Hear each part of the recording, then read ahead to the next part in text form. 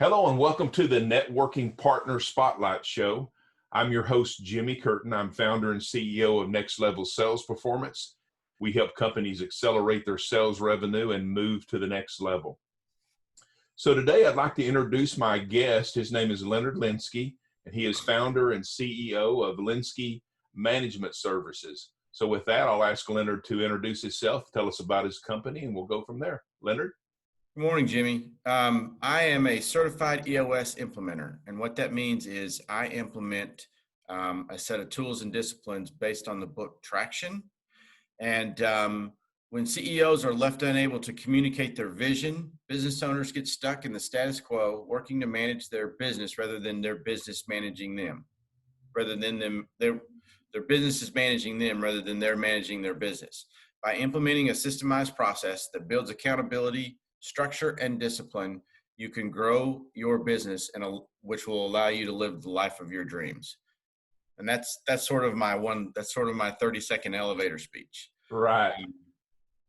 I used EOS in my company. I'm a pharmacist by training, and I used EOS in my company from 2007 to 2011. We grew from about $2 million in revenue to $32 million in revenue. And at the end of 2011, on $32 million in revenue, which sounds really awesome, the reality was we had a CFO that had stolen $271,000 from us. We had created competition where none had existed. We were 50 days behind with our primary wholesaler, and we were $7 million in debt. And wow. I really didn't know what to do.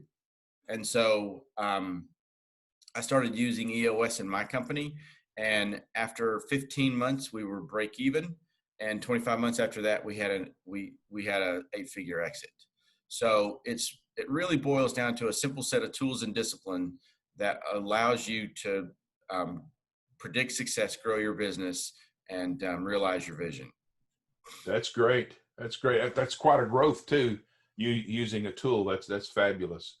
So let me ask you, the first question that we have today is, what's the value proposition? I'm sorry. The first question is going to be, in business, how do you define integrity? For me, integrity is doing the right thing. I'm a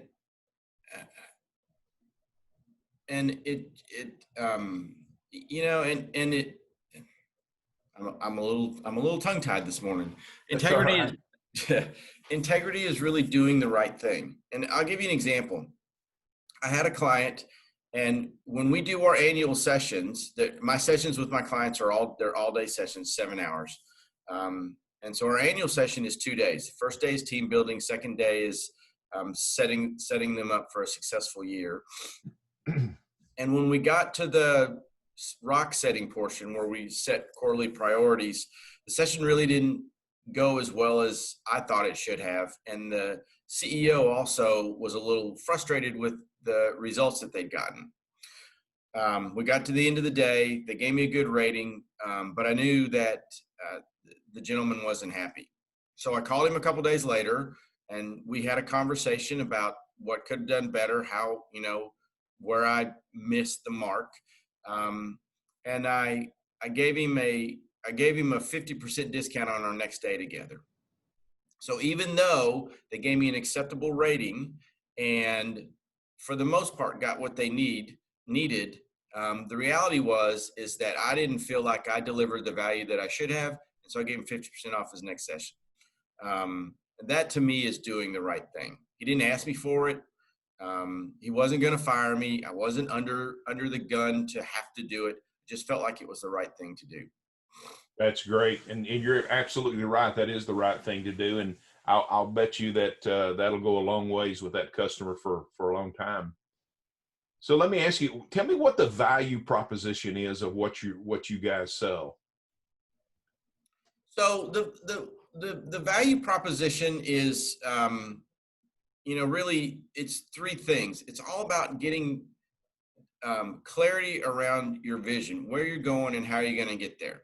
Because if you let's say you put everybody in your company in a boat and you gave everybody an oar and you said, we have to get to the dock on the other side of the lake. go. Without a clear vision, everybody rows, but nobody rows in the same direction. And so the boat just sits in the lake going in circles. So Right. having a clear vision is so important. And when we define vision, there's 8 questions that we answer. And then the second thing is you have to execute that vision with discipline and accountability. And so there has to be a systematic way to make sure that everybody in the organization, from the leadership team on down, is executing that vision so that the rows are all not only rowing in the same direction, but the rows are all working in a synchronous harmony. And then finally, you have to have a healthy team. You have to have the right people in the right seats. And by healthy, what I mean by healthy is people are open and honest, and engaged. So, Jim Collins coined the phrase, right people in the bus. But nowhere in his book, Good to Great, did he ever give you a tool that told you how to get the right people in the right seats. And so with EOS, we'll get you absolute clarity on where you're going and how you're going to get there. We'll make sure that you're executing on that vision with discipline and accountability, and you'll have the right people in the right seats that are open and honest and willing to engage. And the thing about EOS is there's no theory. Every time that we teach a concept, there's always a tool. So there's always an action. The day you spend with me, the next day you'll go out and implement the tools that I teach, and you'll immediately begin getting value. That's great. That's great information. So what do you consider the sweet spot for your business as far as business size and so forth? For us, it's not really revenue, it's people, 10 to 500 employees. And most importantly, I work with an entire leadership team, not just the entrepreneur. So my companies are entrepreneurially led, 10 to 500 employees. And I think the most important piece is that the entrepreneur and their team want to get better. They're stuck. They've hit a ceiling somewhere. They feel like the business is out of control and they just don't know what to do next. And if they're willing to be open and lean in, then I can help them. Great. So what's your favorite business tool to use when you're prospecting? The telephone. Okay.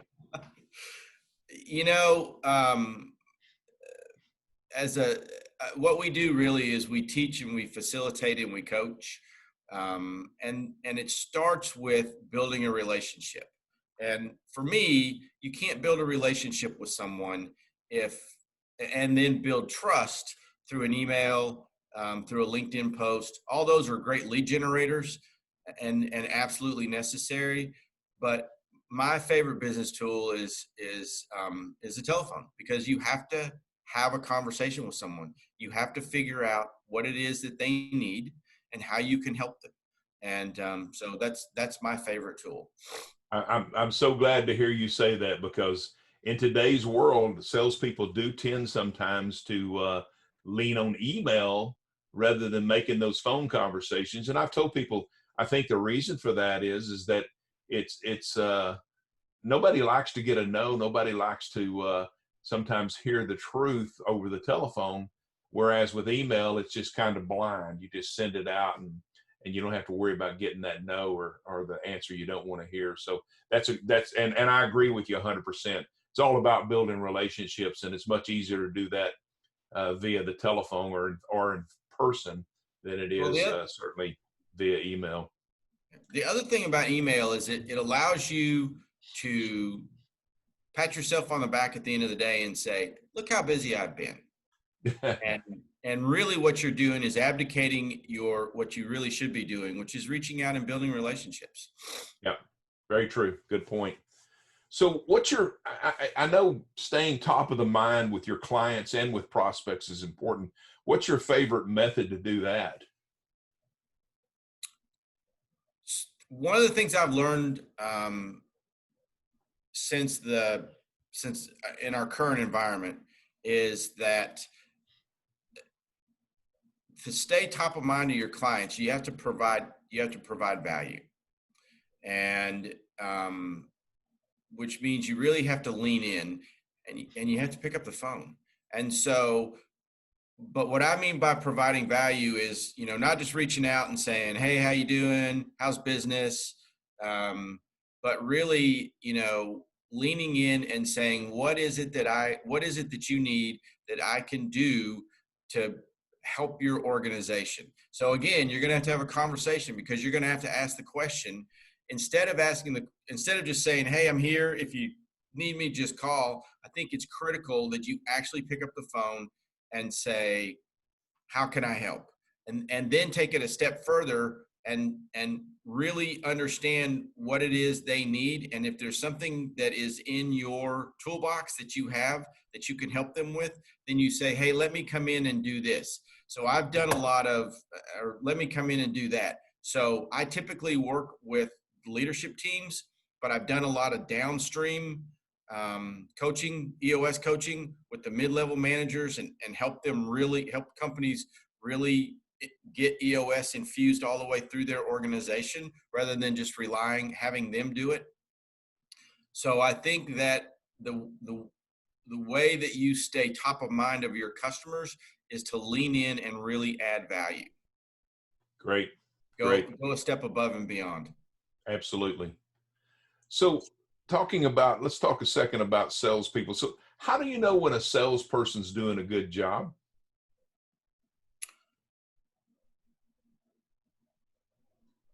So the answer to that is you have to create accountability. And the way you create accountability is through measuring what you want managed.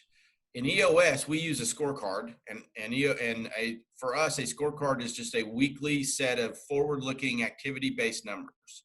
So if you want to know if I struggled for years with, I would have salespeople, or even when I was doing sales, and my goal would be, I have to have sales. I have to have a new client. I have to have so much revenue. But all of that is a result. The reality is that it's cheesy and it's cliche, but sales is a full contact sport.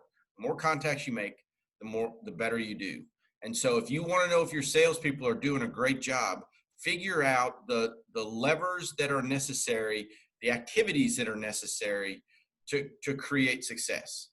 So if it is 50 calls a week, if it is whatever that, and back all the way through your process until you get down to the basics, right? So if I need 50 calls a week to get 10 meetings, those are the things you should be measuring. If you want to know if your salespeople are doing a good job, measure their activities at the beginning of the process, and then you will see the results in revenue and new clients and all of the things that you want. But man, focus on the basics. Well said. I that's what I preach every day. It's well said. So last question. So what's your best advice for a company closing more business? Shut up and listen. Well said, and very, very true. Very true. Well, Leonard, I really appreciate you joining me this morning for our Networking Partner Spotlight show, and hopefully you've gotten a little bit out of it. I know I have, and I think our audience will really appreciate the information that you shared with us. So thank you very much. Well, I appreciate you having me. You bet.